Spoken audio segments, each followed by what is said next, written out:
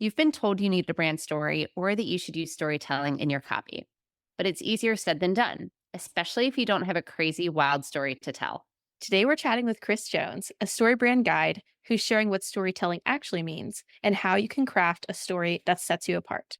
Kris Jones is a StoryBrand guide and founder of Red Door Designs. Mentored by the author of Building a Story Brand, Donald Miller himself, with over 20 years of experience and clients like Nike and Adidas under her belt, she's extremely passionate about helping coaches and service providers replace all of their marketing with a single story so they can multiply their revenue and focus on what they do best. Kris has been able to achieve incredible transformations for her clients, including increased revenue by 300%, record breaking lead calls and clients booked, scaling from 30K months to 300K months, charging 6 times more for the same service. Kris believes that writing copy for your own business doesn't have to feel like torture. In fact, once you know how to tell a compelling story, it can actually be fast, easy, and fun. Being an online business owner is full of ups and downs. Some days you can't imagine going back to your 9 to 5, and other days you want to burn your whole business to the ground. We get it. Welcome to Chaos to Conversions, a podcast of practical, no BS strategies to grow your online business. Each week, we're chatting about launching, copywriting, mindset, and more, so you can make sense of the chaos and do more of what works. Join the conversation and let's grow together.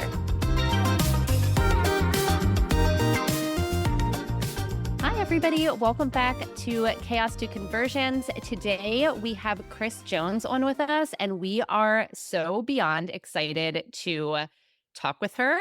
As some of you know, probably Branda is a copywriter, but me, Melanie, I am not one. So any advice that I can get about storytelling or how to make your messaging or marketing better, I am all for. And that is exactly what Kris specializes in. So welcome to the show, Kris. Thank you for having me. I'm thrilled to be here. Yeah, we're super excited too. So let's just dive right in. I just am wondering how you would go ahead and actually define storytelling. If somebody said, "Hey, Kris, like, I know that I need storytelling in my marketing," how would you define that for somebody? I'm so glad you're asking this question because as much as we have stories in our lives, there's a lot of confusion around what it really means to tell a story, especially in your business. And telling a story in your business is often, the fundamentals are the same. The flow and the formula is the same as any movie you've ever been to, any book you've ever read, any story anyone's ever told you. But when we're in a business situation, well, let me tell you the formula first. So every story you've ever heard begins with a hero that has a problem they don't know how to solve. They meet a guide who has a solution to their problem that can help guide them to success and avoid failure. And when we follow that story formula in our business, we are, as the business owner, we are the guide in that story. We are not the hero of that story. And I think a lot of business owners get wrong is they unintentionally make themselves the hero of their own story. And I get why this happens. You're required to have a website. So you're like, okay, this is my website. I guess I need to talk about myself. And then you talk about yourself. And there's nothing wrong with talking about yourself, but what's more effective as far as if you're wanting to get clients and you're wanting a website that's actually going to make you money, you really want the hero to be the central figure in your story. And that hero is always your client. So you want to start your story out with the problem that they don't know how to solve, really showing them that you get the nuances of their struggle and where they feel stuck. When you can really articulate that, they feel seen, they feel heard, they feel like you understand them, they feel like you're the right guide to help them find the solution to where they're struggling. I feel like that helps so much. And I don't know how I've made it like 4+ years in business without anyone explaining it to me that way. Something we didn't talk about before we went live is Branda's actually a former English teacher, and I used to teach English and history as well. So I feel like the story formula, like, I don't know why I never thought of it that way. That makes so much sense. Yeah. And, when you really think of it that way, I watch movies differently than I ever have before because of that. I'm always like, oh, there's the hero, there's the guide, here's the plan that the guide's going to give the hero to inspire that hero to take action, and all the different core components of story, they're everywhere. Yeah. And I feel like it's also very empowering too, which I think we're putting our like client, our potential customer at the center of that. We're saying like, here is why I'm the right person for you. And like they feel that connection with us. It like empowers them to make a really good decision, which is ultimately what we want them to do, is feel comfortable investing in us or working Yeah. with us. But I think Yeah. sometimes I have a lot of clients who, when I talk to them about storytelling and bring in their story, they're like, well, I don't have a big, crazy, life changing story. Like nothing is going to really empower them to work with me. So, what do you do when you don't have that big story or you feel like your story is boring?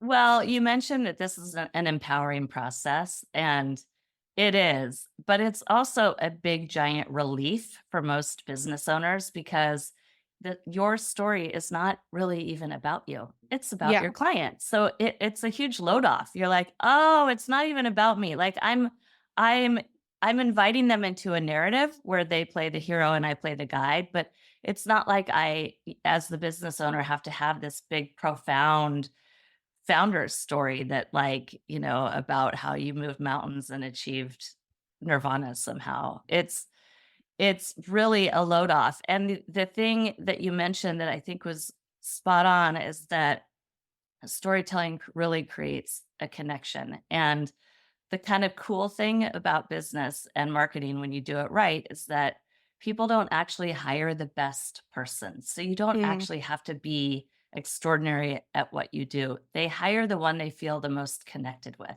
mm, And when yeah. people come to your website and you're writing in a way that really resonates with them, they feel a connection with you. And you're just going off on a walk or having dinner with your friends, but your website's doing all that work of telling a story, crafting a narrative, making your lead or your potential customers or clients the central figure, and presenting you as the strongest character in the story, which is the guide. When you show up as the guide with empathy and authority and mostly just true empathy, these people that come to your website, it's a completely different way of experiencing a website because, again, it comes back to that connection and that trust that's built through that connection. It's almost not that the story doesn't matter. So obviously it does, right? And how you craft it, but it's like the connection matters more. And sometimes I think what is the relatable piece is not you saying like, I've climbed Mount Everest and I've done these things, or I've built this multi-million dollar business. Like, sure, those are inspiring stories, but sometimes it is like the day-to-day person that is also really relatable too, and that we can make connections with. So I like that you kind of Mhm. reframed it of it really is that our customer feeling that we hear them and we understand them and we get them. Yes, 100%. That is, like, you just hit the nail on the head. That is the most important thing we can do. In fact, I think I deleted my About Me page or I moved it down to my footer navigation. Like, nobody really cares. Yeah. Nobody, nobody really cares. They just want to know, like, what are you about? Mm. Do you understand my struggle? Do you understand where I am? And can you get me out of this? Can you get me to where I want to go? And those are the things that people that come to your website are most curious about. Yeah, that totally makes sense. And it's funny when we started this podcast and we were working with our podcast launch manager at the time, she was saying, like, sometimes I don't even put the client, like the guest bio, like right in at the beginning because people just skip those 30 seconds and skip the about portion, you know what I mean? And want to get Mhm. right to the how can this episode or, whatever help me. So I think it's interesting that you said you like moved your about me section on your website. I mean, that makes a lot of sense. Do you like when you're working with clients to get them to have this mindset shift from the hero in the story to more of the guide? Yeah. What have you encountered in working with people as like a roadblock that you come up against? Like, is it an easy transition for people to switch from the hero to the guide, or do you feel like you're met sometimes with resistance? Honestly, I love that question, and it's such a relief to my clients when they Mhm. realize this and they have this awareness. It's like this light bulb goes off and they have an aha moment and they're like, "Oh, of course. Oh, yes." And they're relieved, number 1, because they've been putting all this pressure on themselves Mm. to have what I would call a founder's story. A founder's story is different from a true story that you're going to have on your website or you're going to tell in your marketing communications. And not to say that founder's stories aren't important, but they're not the type of story that you need to tell that's going to get you new clients and get your website converting for you. The story I'm talking about is a narrative that you're going to craft that you're inviting your potential clients into, where they're the hero and you're the guide. And all the clients that I work with, nobody has pushed back on that. Nobody has been resistant to that because when you're a service provider and you have the heart to help your clients, you know, you'll do whatever you need to do to really help them. And I think it becomes really clear that, like, oh, this is about the people that I'm trying to help. Of course, like that's really where my heart is anyway. Mm. So it's a very easy transition. That makes sense. I was just wondering because sometimes, like, when I talk with clients about launch mindset, and it's so easy for people to fall into a scarcity mindset when they're launching a course or a membership. Specifically, at least like what I've seen with clients is people saying things like, "Oh, well, so and so has a membership or so and so has a course just like this. Why, they're going to buy from them and not me." So I think like shifting the narrative and mentioning like what you just said is it's all about connection, and you're not going to be for everybody and everybody's not for you and your program, and like that's okay. That's okay. Yeah, and I think, that problem is so common. The market is so saturated, right, with different Mhm. programs and courses and coaches and services. And what's beautiful about this is that you don't have to drum up like all the ways that you're different from everybody else because inherently you are different from everybody else. But that comes through in the nuances that you understand about your client and their struggle and what their hopes and dreams are and how you help them overcome this problem that they're stuck in. Like all of that, like going through the process and really putting the flashlight on them and what you know about them and the things that they share with you about, you know, what wakes them up in the middle of the night? What wakes your clients up in the middle of the night? What are they telling you on sales calls that they're the most frustrated about or scared about or they're longing for the most? And when you write your copy in a way that gets into those nuances, it inherently shows how different you are because even if someone's doing a similar program, they're going to tap into different nuances about their clientele. Yeah. I actually love you're mentioning all of this because I feel like we talk about this a lot with market research. So it really feels like, in a lot of ways, these things go hand in hand. Crafting a really good story also is about having a deep knowledge of your customer, of your clients, paying attention to what they're telling you and making note of those things, which I think we really forget to do that sometimes. Yeah. So let's say someone's listening to this episode and they're like, "You have sold me, Kris. I am going to be the guide now in a story. I want to create this great story to Mhm. tell my clients or my customers." What should be the first thing that they do in starting to hone this story? The best thing they can do, and I have a freebie that does break this down for people in a worksheet, but the fundamentals are that you want to brain dump all the things that they've shared with you that they're struggling with in their words. So we really want to meet them where they are. A lot of my clients are like, yeah, they are struggling with this, but I know the real problem is their time Mm, management. But I'm like, okay, well, did they mention time management as like something they're struggling with? No, they're not aware that it's a time management issue or a self-esteem issue or whatever, people pleasing, all kinds of things, right? Like Yeah. our clients come to us with problems, and we know often that there's a deeper issue, or we know the source of where that's coming from, but they don't know it yet. And so I would encourage your listeners just to literally use the words that your clients use when you're on the phone with them, and they're sharing with you and their in their heart, what are they really struggling with in their words? So meet them right where they are. And that's what I would start with. I would start with that. And then after you get really clear on the problem, the rest of the story kind of falls down like dominoes in many ways, because the next part of the story is really painting a brighter future for them. So what does their life look like after working with you? Mhm. What are they longing for and hoping for? What would delight them?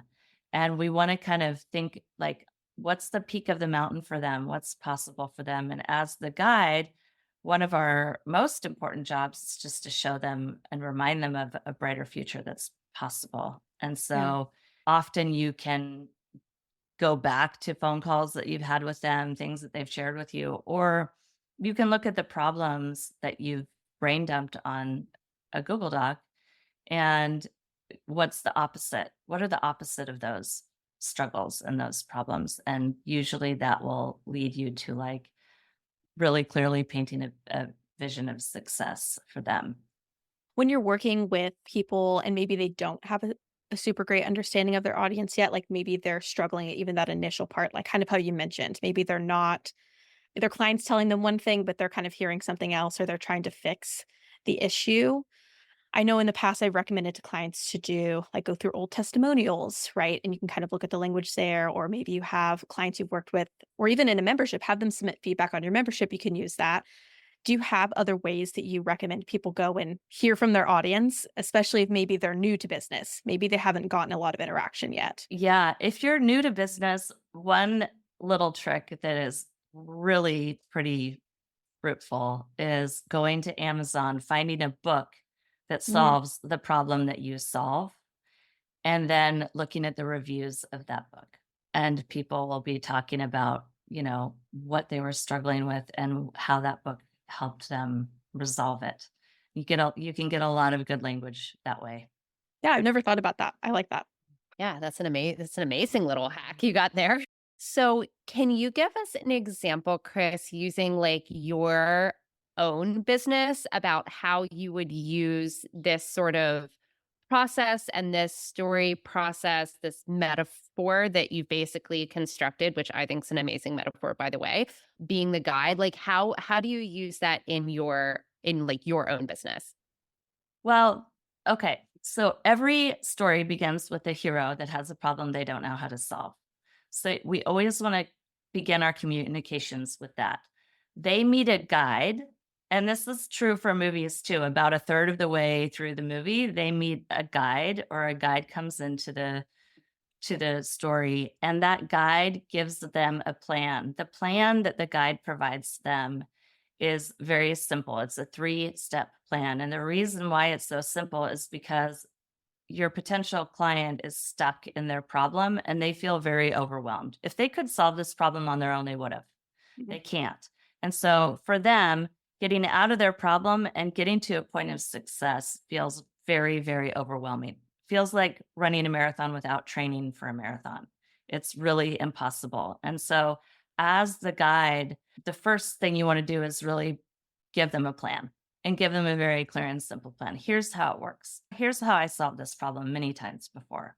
Step 1, schedule a call with me. Step 2, join my membership or work with me one on one, and we'll get into the nitty gritty and yada yada, like solve your problem. And then step 3 is always the happy end result. Mhm. So then they look at this plan and they go, oh my gosh, in 3 simple steps, I can get to where I want to go. And it reminds them that it's not going to be so hard. And the plan, the simpler the plan, the better, because the plan is really the tool that calls them to action. Yeah. The action is really the whole point of everything. Like we're just trying to get our potential clients to have enough courage and have enough trust and have enough connection with us to take that action. That's how we know our marketing's working. Our people are clicking and booking calls with us, or they're buying our course or program. They're taking action. And the reason they're taking action is because we've broken it down into a very clear and simple plan that's reminded them, okay, I can do this. I can totally do this. I'm not jumping off a cliff. I'm jumping into a soft pillow. I'm going to click on this call to action and solve my problem. And our clients are really likely to click on our call to action if they know it's going to bring them to success. But it's an interesting thing, the way the brain works. They're even more likely to click on that call to action if they know it's going to help them avoid failure. And so we really want to remind them that we're going to help them avoid failure. Failure is possible. This is what I call stakes. What are the stakes? And stakes in a movie are just the tension between the possibility of success and the possibility of failure. And stakes are really the thing that pull us through the movie or through the book or through the website without disengaging. If we went to a movie and 8 minutes into the movie, the bomb got disarmed, we would probably get up and leave the movie in about 10 minutes because there's no stakes. And so we want to use that same really important part of storytelling to really make your story compelling and keep them engaged. I mean, what has the power to capture our attention in this day and age, right? Where we don't look at our phone for 90 minutes or 2 hours. Like nothing has the power to do that. But if you go to a movie, that's what happens. Like that's the power of a story. And so when we have all of these different components of story in our business, then we pull people through the story and we get to kind of educate them and build trust and nurture a relationship, just even scrolling through the homepage. Yeah, I also love this, the movie analogy, and you're talking about the stakes, and it made me think how I sometimes see on social media, people might focus on like one element of a story or one element of their customer. Like they might only touch on the stakes. So then things always feel really stressful, like when watching their stuff, right? It's always like how things could go wrong, but I never see the transformation or the end result. I never feel like they hear me. Or maybe there's some people who only focus on the end result, but I don't know their process. I don't know how they get there. And I think that's also really important about why the whole story comes together. And there's all of those elements because you have to move people along with you. You have to take them along the whole journey. Because if you're just stuck at one point, like you said, if the bomb was diffused right in the beginning, or if there wasn't ever a stake and it was just like this happy-go-lucky thing, you're like, Right. well, this is kind of boring. Where are we going with this? Completely. And I think of there are really 7 parts to any story, to all stories. And that's what I do for my clients on my initial call is I kind of diagnose where are the holes in their boat. I think of every component of story as a potential hole in your boat. And if you don't have the stakes, or if you don't have the plan, or if you don't have, the painting a picture of success, or you don't have a clear call to action, these are holes in the boat. And if you've got 3, 4, 5 holes in your boat, you're not going anywhere. Like you're bailing water the whole day. And so my goal is to really help people kind of shore up those holes and it really tell a full and complete story in all their marketing, right? Their website, the website tells the same story as everywhere else that you do your marketing. And your story can really vary in length too. I like to say it works a lot like an accordion. You've got a very short version of your story. When someone says, "Hey, what do you do?" You've got like a shorter answer to that. If you're in a podcast, it might be longer, or on a website longer, and webinar might be even longer. But really the key is that you find, you craft your story, and then you don't have to reinvent the wheel over and over and over again. You use that same story. And the more you use it, the more you repeat it, the more people remember it, the more trust you build. And people think that somehow they have to come up with fresh and new content all the time.